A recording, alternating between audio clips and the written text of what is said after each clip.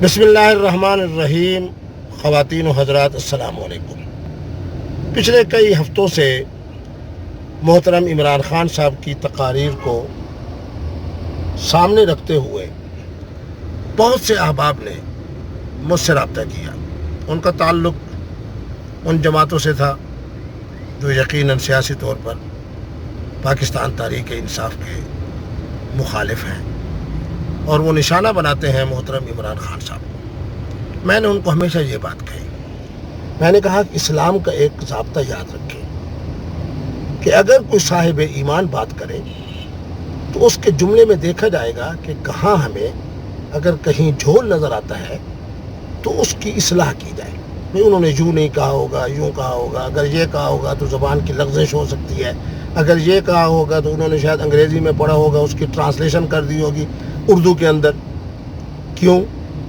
میں اس لیے یہ بات کہہ رہا ہوں کہ میں وہ خوش نصیب ہوں جنہوں نے محترم عمران خان صاحب کو جب کہا مدینے کی ریاست، انہوں نے مدینے کی ریاست کی بات کی۔ جب میں نے کہا مدینے جیسی ریاست، انہوں نے مدینے جیسی ریاست کی بات کی۔ جب میں نے ان کو کہا کہ عمر لا، انہوں نے عمر لا کی بات کی۔ جب میں نے ان کو کہا کہ سیدنا علی کی حکمت کا ذکر کیا کرے، وہ سیدنا علی کی حکمت کا تذکرہ کرتے تھے۔ جب میں نے ان کو کہا کہ یکم محرم الحرام کو جب پہلی دفعہ حکومت بنی پاکستان تحریک انصاف کی خیبر پختونخوا میں، تو یکم محرم کی انہوں نے چھٹی کی، میرے سامنے ٹیلی فون کر کے کہا۔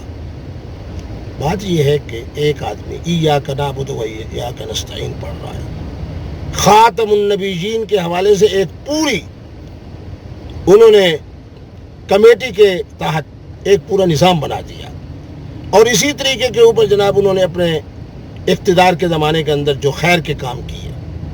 پھر بڑے بڑے علماء حضرات، مفتیان کرام کو میں دیکھتا ہوں جو ان کی تائید میں کھڑے ہیں، ان کے لیے دعائیں کر رہے ہیں۔ تو بہرحال آج کی میری گفتگو کا خلاصہ یہ ہے کہ تمام سننے والے سن لیں، آپ سیاسی وابستگی جس سے بھی رکھیں، چوروں سے رکھیں، ڈکیٹوں سے رکھیں، ان کے ہم نواؤں سے رکھیں، جس سے رکھیں، ہمیں اس سے کوئی دلچسپی نہیں، لیکن بحیثیت مسلمان ہونے کے اسلام کا یہ ضابطہ ذہن میں رکھیں کہ جب کوئی عالم، جب کوئی مفتی، کوئی صاحب ایمان کوئی بات کرے تو اس پر تبصرہ کرنے سے پہلے سوچ لیا کریں کہ اس شخص کا ماضی کیا ہے۔ یہ وہ خوش نصیب ہے جو ہر وقت باوضو رہتا ہے، جس کا میں خود چشمدید گواہ ہوں۔ یہ وہ شخص ہے جو منتظر رہتا ہے کہ کس وقت نماز کا وقت ہو، اور کئی دفعہ جناب میں کہوں گا کہ 20 مرتبہ ایسا ہوا کہ خان صاحب نے مجھے اشارہ کیا کہ نماز کا وقت، تو میں نے کہا نہیں، پھر ٹھہر گئے، میں نے کہا ہاں، تو فوراً اٹھے اور جناب میں نے امامت کرائی، انہوں نے نماز پڑھی۔ بہرحال یہ اس آدمی کا وہ کردار ہے جو میں نے اپنی آنکھوں سے دیکھا، ان کے وہ جملے ہیں جو میں نے آپ کو سنوائی۔